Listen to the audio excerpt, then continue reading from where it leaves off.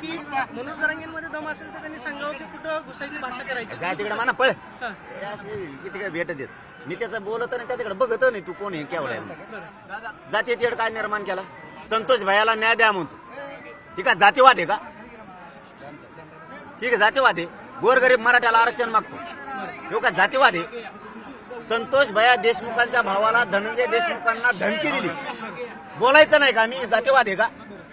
माजुड्यासारखा ते धनंजय मुंडे सांगतोय वाटतं यांना बोलायला बाकीच्या ह्यो धनंजय मुंडे सगळा करायला लागलाय. ह्यो त्याच्या त्या लोकांना सांगतोय, काही लोकांना, कारण त्यांच्या जाती सुद्धा खूप चांगले लोक आहेत. हे काही लोकांना सांगतोय, बरळायला लावतोय. तुम्ही प्रतिमोर्चे काढणार म्हणजे आरोपीसाठी. मग तुम्हाला ही रोड पाहिजे. तुमचा माणूस मेल्यावर आम्ही मोर्चे काढा प्रति मग जमन का?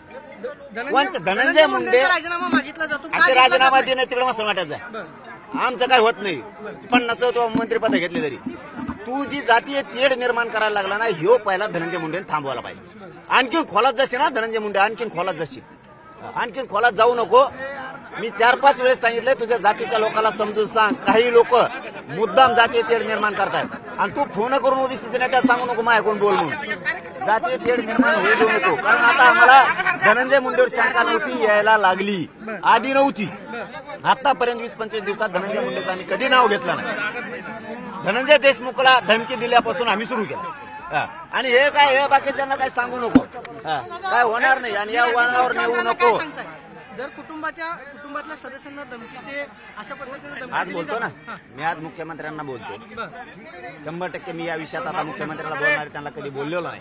कारण ही जाती हो, कारण जर आता संतोष भैयाचा खून झाला आणि धनंजय मुंडेचा खून करून पोटच भरणार नसलं, त्याला आणखीन त्याचे लोक मराठ्याच्या अंगावर घालून जातीवाद निर्माण करायचा असला, जाती तेढ निर्माण करायचा असला, काही विकत घेतलेले त्यांनी ओबीसीचे नेते हे जर बोलायला लावायचे असले, काही ओबीसीचे नेते लय हुशार येतो.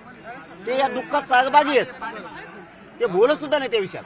आणि हे माज मस्ती आल्यासारखं बोलतात. तुमचा मेल्यावर बॅनर मोर्चा काढू. म्हणून हे मुख्यमंत्र्यांना सांगणं खूप गरजेचं आहे. खूप सांगणं गरजेचं आहे मुख्यमंत्र्यांना की जातीय तेढ निर्माण करायला लागले.